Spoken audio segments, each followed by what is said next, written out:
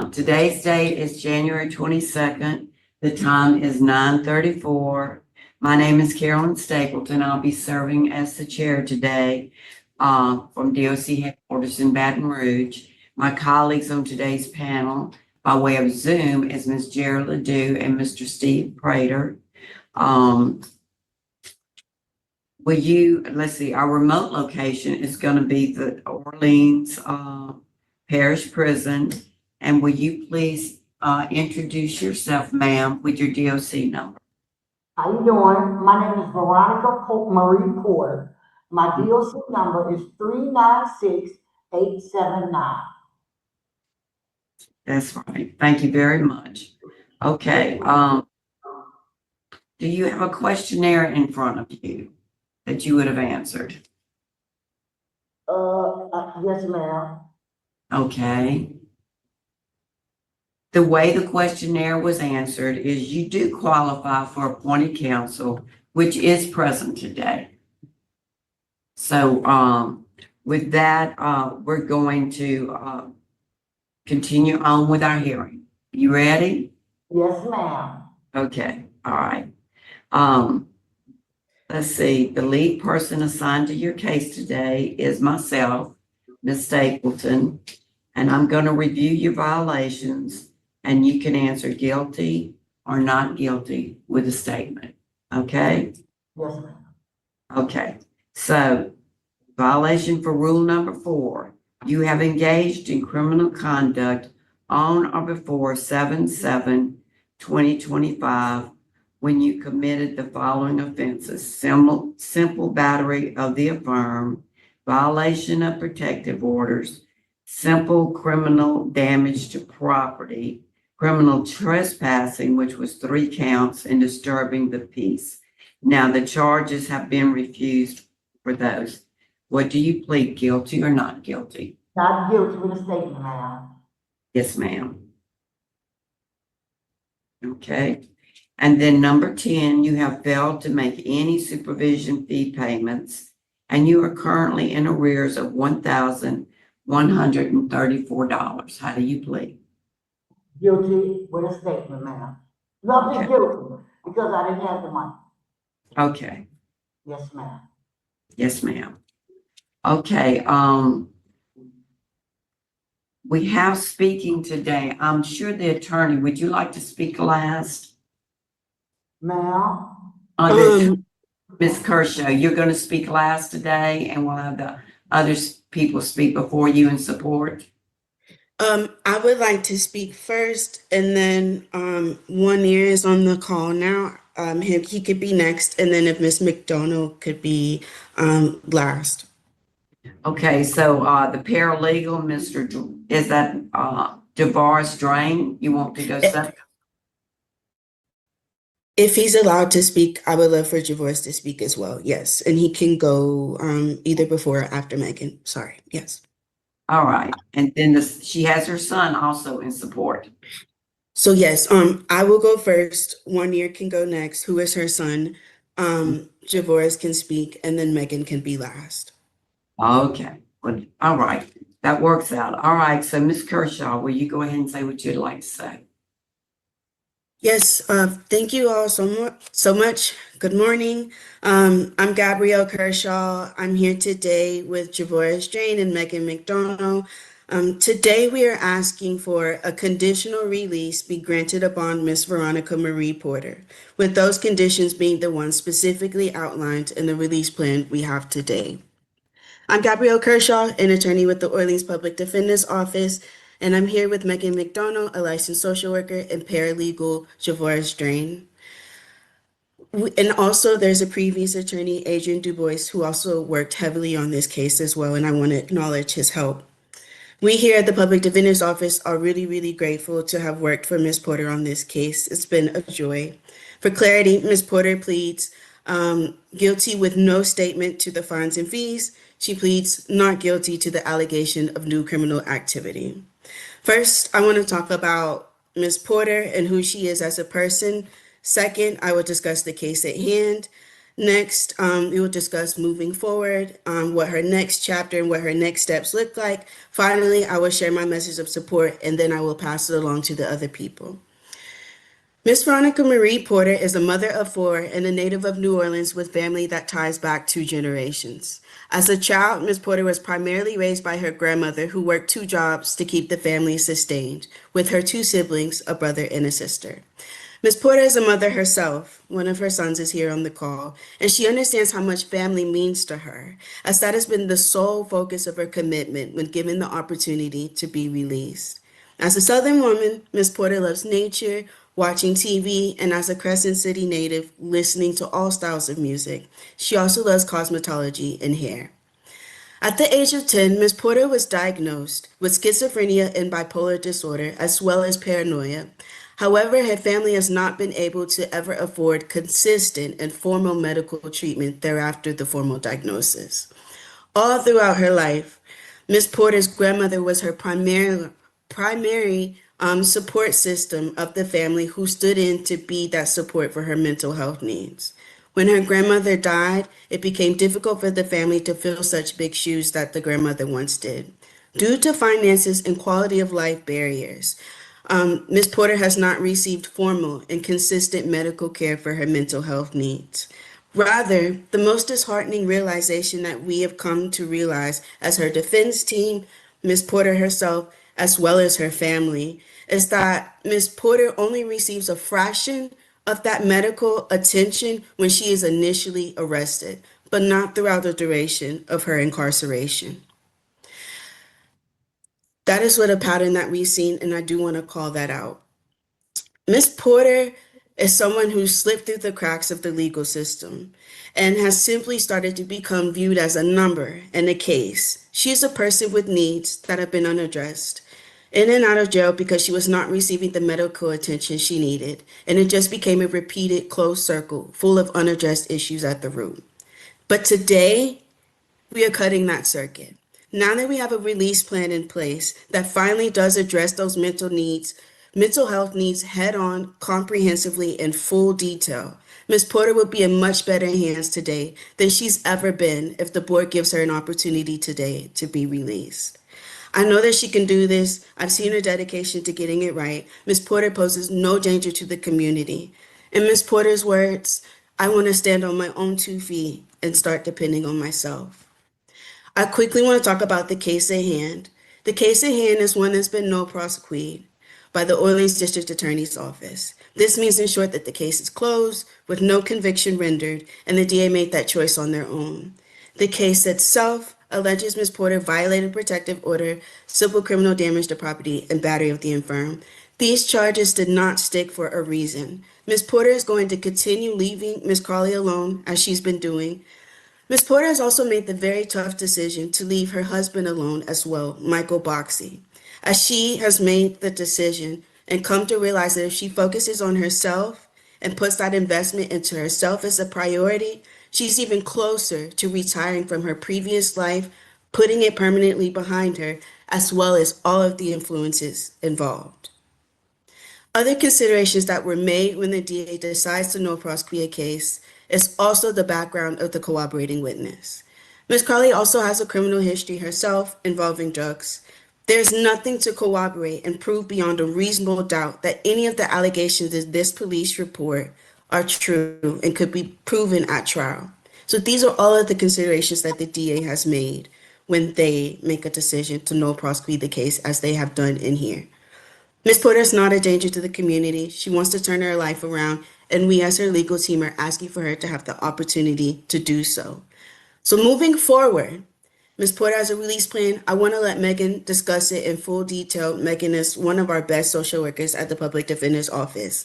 But I just want to say really quickly as well, Ms. Porter has expressed her desire to work with our Public Defender Office on other resources that we had outside of the release plan itself. I know she wants to get this right. I would like to know a vast majority of public defenders' office across the nation do not have social workers, which makes us very grateful to Megan. So when we have clients, I have hundreds of clients, when we have clients who want to take control of their lives and use the resources around them by saying, hey, even though my case is closed, or even though I've gotten released, I still want to work with you all. Miss Porter has said that. And so for her to share that with me, that shows like her deep commitment to wanting to get this right. And I do want to point that out in favor of Miss Porter. Quickly, I just want to talk about my relationship with Miss Porter, my message of support before I pass it to everyone else down the line. Since being on this case representing Miss Porter since October of 2025, I can genuinely say that Miss Porter is such a sweet and loving soul. I remember when I first came to meet Miss Porter in October. She had been incarcerated for well over 4 months at this time. She expressed how sad and alone that she felt, and it hurt because I couldn't touch her. I couldn't give her the hug that I knew she needed. She is still a human that feels things and feels them even more intensively due to her condition. The pain that was in her voice, the confusion, and at the end of our meetings, I would actually put my hand on the window, and she would put her hand on the window, and that was our way of connecting. Miss Porter needs that connection. She will always say, "Thank you for treating me like a human." That's because Miss Porter is one, but she's used to not being treated that way. In my words, I'm sincerely asking for the parole board to not demonize Miss Porter for her mental health. Miss Porter only has love in her heart, and she's very passionate and means well. She's not a danger to the community and cares about New Orleans as well. This is a community that she's from. She takes pride in this community. And Miss Porter has shown her grit and dedication to being a better person, continuing her motherhood. And her family have gone great lengths to be supportive, reaching back out frequently to see what they can do to be that support system for her. Anything they can do to help, they've always been there to let me know what I need or to give me what I need to work on her case. This is a big day for everyone. Miss Porter has a 99-year-old grandfather who is not here today because he is a little older and he's probably asleep right now, whom she's very close with. And this is the husband to the grandmother we mentioned at the very beginning. She wants to continue to spend time with him in his last few days. And that's something that's also really, really important for her. So while Orleans Parish Jail does not offer much opportunity for classes and training, I do want to say that she's been a self-starter in speaking up for this parole packet and this release plan, and has really tried to take control of her life. I see it in her soul that she's committed to adhering to her parole conditions. I also lastly just want to note, Ms. Porter has been incarcerated since July 2025 with no infractions or other disciplinary actions while in Orleans Parish Jail. Ms. Porter is often confined to her 5x5 cubicle for 23 hours a day without daily showers. And with her mental condition, that's not the best conducive environment for her. And with her age, it's also not the proper environment for her. This is Ms. Porter's opportunity to receive these services now. She's in the best hands now that she's ever been. And I don't mean that in a hyperbolic way. I mean that in the most literal sense. I want to make sure that she's able to obtain and access these resources now, since they're so comprehensive. She has that support now, and it would make sense for her to access them now. Ms. Porter takes ownership of her mental health. She acknowledges that her mental health contributes to this cycle with the law, and she takes ownership of that and wants to take control of her life by taking control of her mental health. I know she can. Many prayers, lots of love, tears, and real love have been put into this packet and this release plan leading up to today. I hope you all hear us, all of us, and I would love to turn it over to the family. Thank you so much. I'm going to ask you a question real quick before we turn it over to the family. Okay, yes. Referring to the husband between these two women, but she has a different name from the man listed in the police report. Are they actually married? What is the status there? My understanding is that they've been together for 11 years. So there's been a very, if not legally married, there's a common law marriage. They're together. They've held themselves out as to be a married couple. Okay, and he's also involved with Miss Crowley, who is listed as the victim. And he must be staying with her or something because that's causing to be going over there. Yes. Some things. So my understanding, and also it says in the police report, when Ms. Porter was incarcerated, they had Miss Crowley and Mr. Boxey had engaged in some type of informal relationship, which did, cause a bit of a disagreement between Miss Porter and Mr. Boxey. But that's my understanding is that, like, I don't know if they were staying or living together, but there was some type of fling going on. Okay. I just wanted to make sure I was dealing with husband and wife and, an extracurricular activity, or if Yes. everybody, if she was really actually separated from him and he was something else, They've held themselves out to be married for over a decade, yes. right? And who would you like to move on to next, ma'am? Wanier Porter, who is her son. Thank you so much. Thank you. Mr. Porter, Hi, how you doing? I'm fine. How about you? I'm all right. What would you like to say for your mother today? Uh, so I'm gonna start off with my introduction. Obviously, my name's Wanda Porter. I'm Veronica's son. And all I can say is throughout the entire time period of me knowing my mother and actually getting to like know her as a person and everything, she's nothing but full of love and joy and care. And every time we speak on the phone, the main thing she tells me is she can't wait to come see me. She wants to come and reunite with me and the rest of her kids. She wants to try and find the best way she can to get us all back together, even though we are grown now. But she obviously, as a mother, you would want that family again. You would want that family intact and having everybody in one spot. It kind of makes you feel better. And at the same time, just to kind of piggyback off of what Gabrielle was saying, if she's home and in the presence of people that love and care for her and not just a building that looks at her as a number, she has a very high chance of getting the help that she needs for her mental conditions, for the certain health issues and things that she has, so that way she can have the right hygiene, have the right help, have the right resources, and it'll be a lot more tangible in the moment rather than I'm being gonna make sure incarcerated. I'm gonna interrupt you. It looks to me like you're in the passenger position. That's why I didn't ask earlier, but you are not driving, am I correct? Oh, no, ma'am. No, ma'am. I didn't think Absolutely. so. It looked like you were on the passenger side, but we do need to, okay, so for everybody's peace of mind, you're a passenger. Okay, Yeah. go for it, please. Yeah, I'm gonna pass your side. No I pedals got over you. here. There you Yeah, no go. pedals on this side. All righty, go right ahead, sir. Oh yeah. So where was I?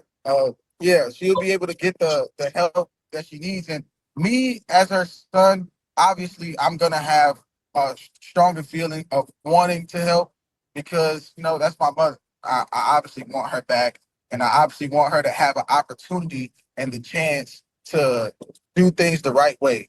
Everybody deserves a second chance. Everybody deserves an opportunity. And I feel like if you're not given that opportunity, how do you ever find out if you're able to show what you're talking about? Because actions speak louder than words, and if you're not given the ability to complete the action to follow up with the words, then it's all futile. Let me ask you something. Where do you live as compared to where your mother lives? Or do you live in a different city, state, or that has kept y'all apart physically? Yes, ma'am. I live in Houston, Texas. Okay, all right, all right, all right. Did you have anything else you wanted to say? Um, Honestly, no, I think that's about it. Yeah. Okay, you love your mother, and that if she comes, she'll have family support, which she does need. There's no doubt about that. Okay, thank you very much, Mr. Porter. All right, we're gonna go next to, the paralegal. Is that who you would like to speak? Ms. Drain?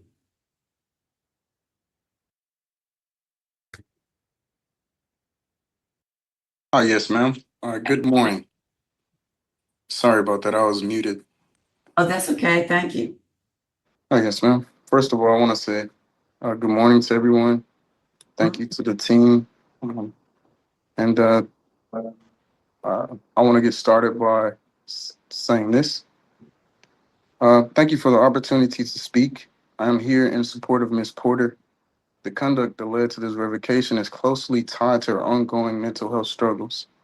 It's not a refusal to comply or a disregard for the court's authority. Since this incident, the related criminal charges have been no processed, which reflects that the case itself did not move forward. Ms. Porter has a documented history of mental health needs, and when she is properly supported and engaged in treatment, she's able to comply and be stabilized. What is different now is that those needs have been clearly identified, and there's a concrete release plan in place to address them. Continued custody does not resolve the underlying issue, but treatment and structure that are mentioned in the release plan will.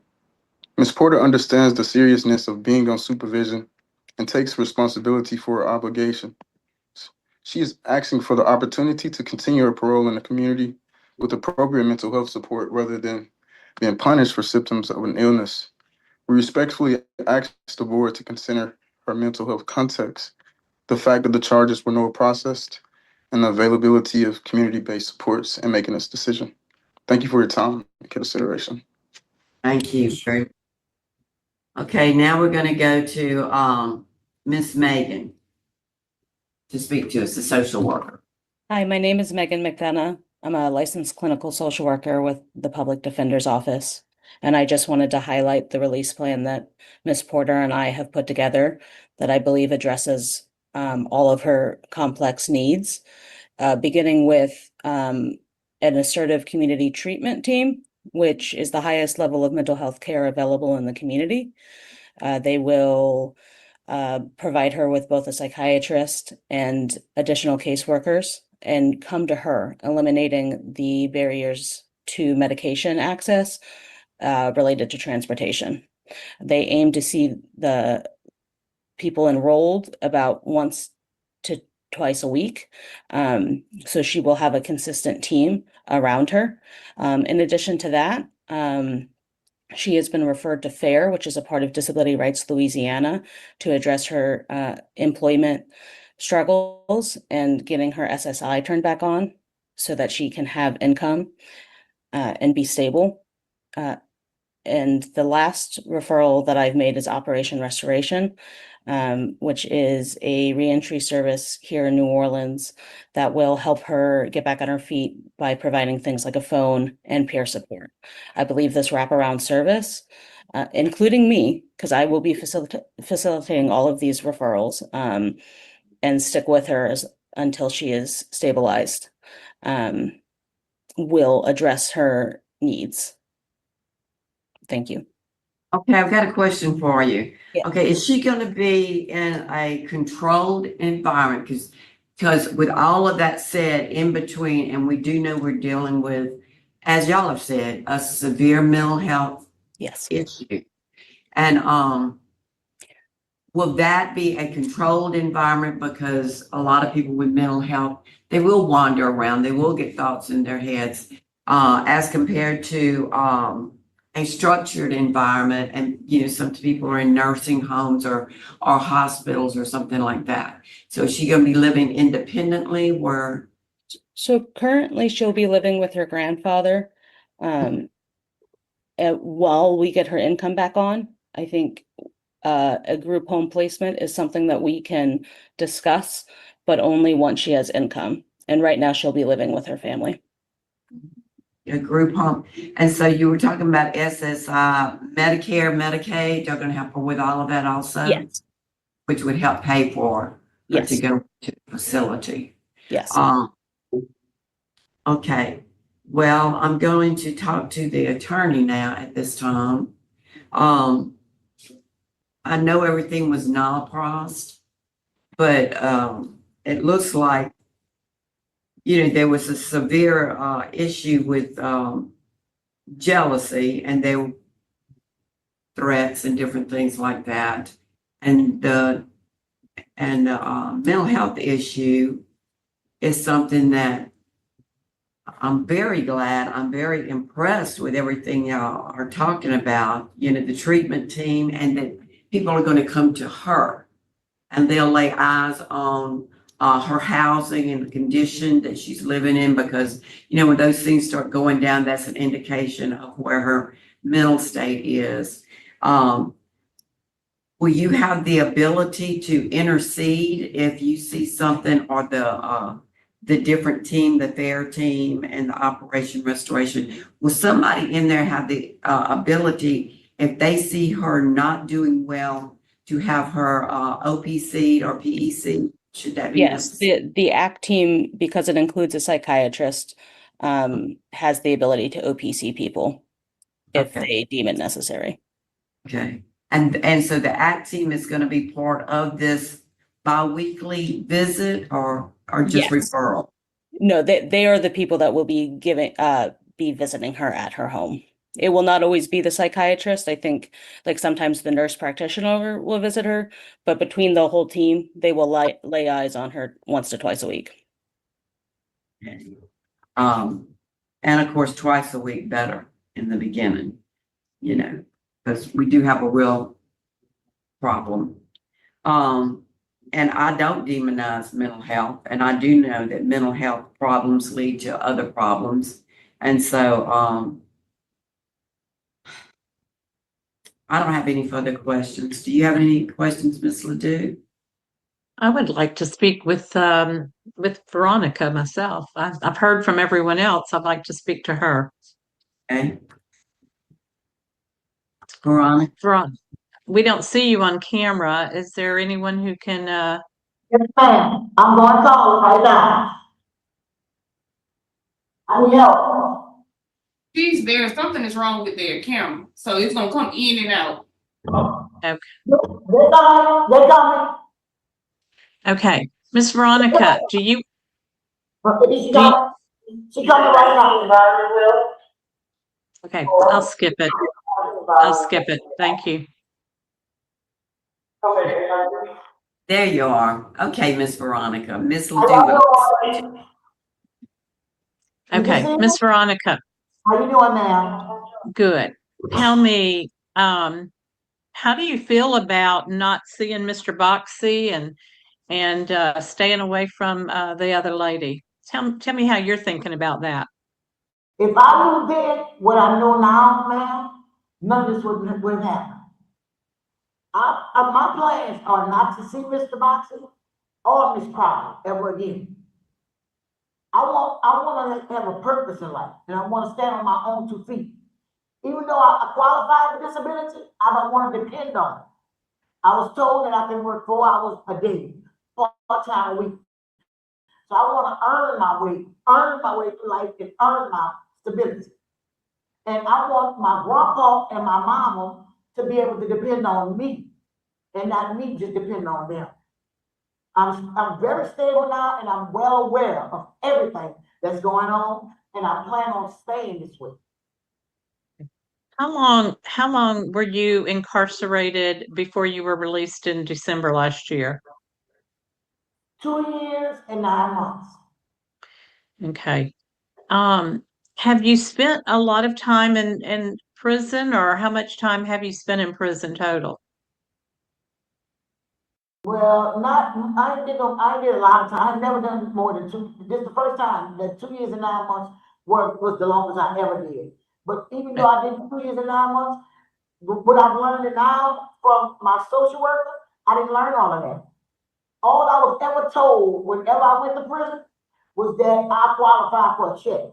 So I was always dependent upon a check. Now I know that I can earn my own stability, and that's what I want.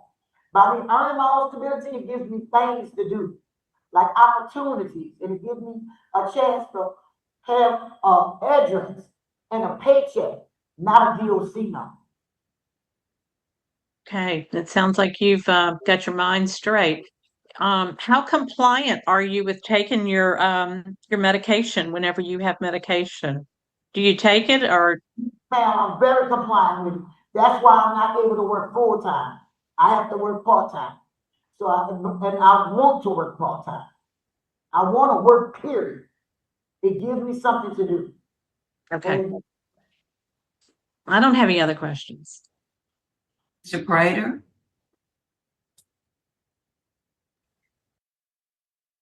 Where were you living when this problem occurred with this other lady? At 828 Orange Street, sir, by my grandpa. And that's where you're going back to, correct? Yes, sir. That's all the way across town, which is where I be whenever the police is being called. I'm in that area, 828 Orange Street. And how old is your grandpa?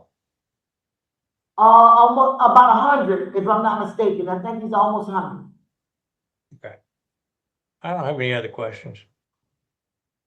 Well, I'm gonna follow up on what Mr. Prater just said. Okay, so where this happened, you're going right back to, No, that's not and where we're it happened. gonna have a no contact situation here. You're gonna have a no You had contact. before, you had didn't you have a protective order? You weren't supposed to go around this lady? And Can I clarify, Yeah, this, yeah, yes. sorry, Ms. Stapleton, I just wanted to clarify. Please do. Where this allegation, the address is the CW's address. It is not Ms. Porter's grandfather / grandmother's home. It happened at Crowley's address. That's where this allegation, All it right. has no, so just wanted to clarify that. And she won't be living near this, Yes, they do not live near each it won't other. be, okay, because that wouldn't be They do not good. live near each other. All right, so you do understand that's a no contact. That's, you stay away from those, both of them. Yes. ma'am.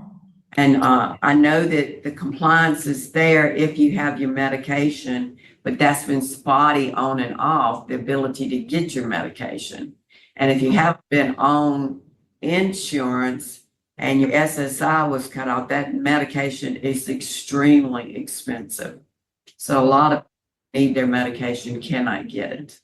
But from what I understand with this ACT team, they're gonna see to it that you get the correct medication. Yes, ma'am. Yes. And you're on board with everything that you've heard said today? Yes, ma'am. Be twice a week, and you'll do what they asked you to do, and you'll be available for visits and such? Yes, ma'am. Okay. Okay, somebody wanted to say something? Megan wanted to say something? I just wanted to say that she will be released from the jail with medication. And if she's not, I will be able to coordinate. So if there is any lapse in insurance, it will not cause her to go without any medication. Very important. I would like to call for an executive session at this time, please. Ms. Porter, Yes, ma'am. we're back from executive session. We need somebody to call us back in. Okay. Okay. Yes, ma'am. I'll make a motion that we go back into regular session. Thank you, Mr. Prater. I second. And the time is 10:20, and we're back in regular session. And for the record, I am here. I can't start my video. All my attempts to start it have failed thus far. Okay. All right, well, we can hear you, Mr. Prater. Thank you very Okay, much. now the Oh, host now we allowed me. see you. Okay, all right. Okay, well, at this time, I'm prepared to vote. And the panel will vote. Ms. Porter, Yes, ma'am. I'm very supportive of everything that you said. The problem is for me that you are an 8th class offender. And, you do, I know that some of this stuff was not crossed, but you are an 8th class offender. And at this time, based upon that and based upon the fact, I heard them say that you're in lockdown 23 hours a day. Is that correct? Yes, ma'am. Yeah, so you won't be like that. When you get out, you'll have your freedom back. And before, when you had your freedom back, you committed crimes. And I'm not demonizing mental illness by no means. And I think programs that they have set in place for you will be wonderful. And I hope that they will stay and continue to be a part of your life and help you wherever you're located at. But today, my vote, I'm gonna have to revoke you today. Ms. Ledoux? My vote is also to revoke and to be placed in a DOC facility that will provide continuing mental health support. Okay. Mr. Prater? I concur. Okay, so at this time, Ms. Porter, have been revoked. I do concur that you should be placed in a DOC facility that will provide continuing mental health support, which I think has been spotty. So that concludes our hearing at Orleans, and the time is 10:23. Hey, thanks for watching this clip from TCF Live. If you enjoyed it, please leave a comment, like, and subscribe if you haven't already. And you can join us weekdays live, 9 a.m. Eastern, 6 a.m. Pacific, right here on this channel.